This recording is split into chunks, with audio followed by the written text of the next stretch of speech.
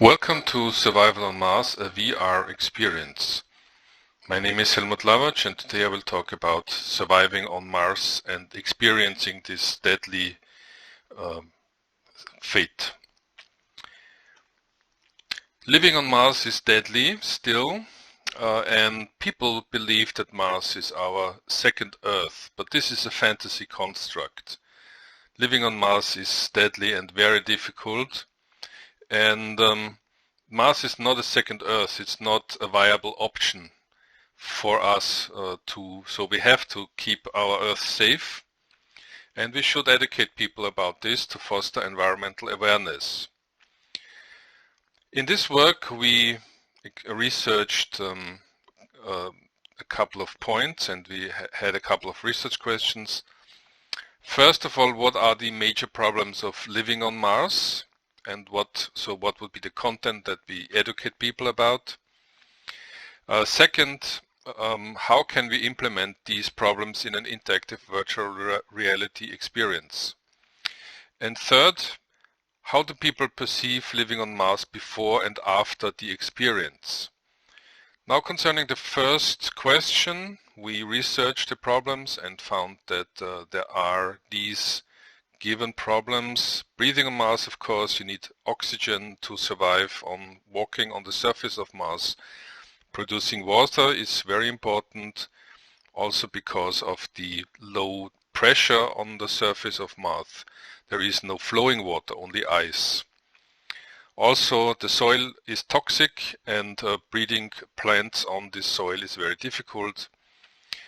You have constant radiation because of the low pressure of the atmosphere and the missing magnetic field.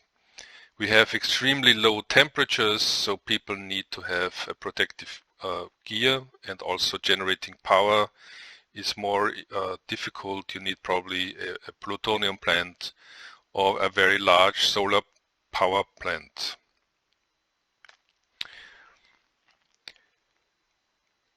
Now, what we did was to implement a experience to survive one day on Mars, and we implemented plenty of ways to die quickly. The most important are that walking on the surface of Mars requires you to have oxygen, and of course you can run out of oxygen very quickly or get an overdose of radiation.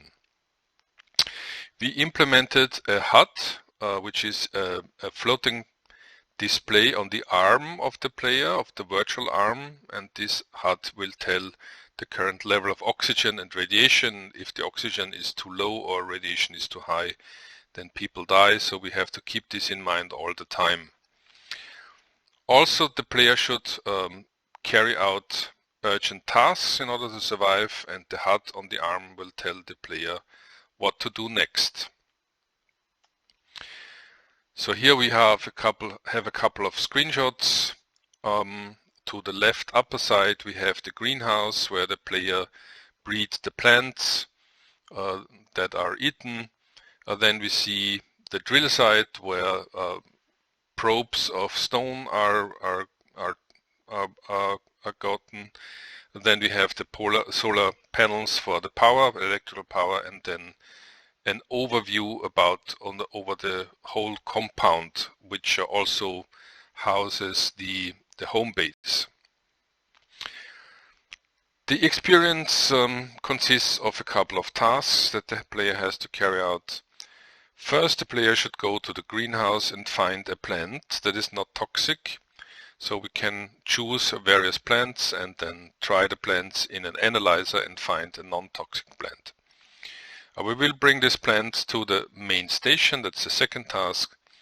And because we have moved on the surface, the radiation level has risen, and we have to reduce radiation in a shower in the main station. Afterwards, the player has to go to the drilling station and collect stone probes. And then there is an emergency in the power station, so we will bring back the power and ensure heating, otherwise all the plants would actually die. And finally, we have to rush back to the main station to bring back the radiation and get oxygen, of course, and also because there is a sandstorm that will hit the compound soon.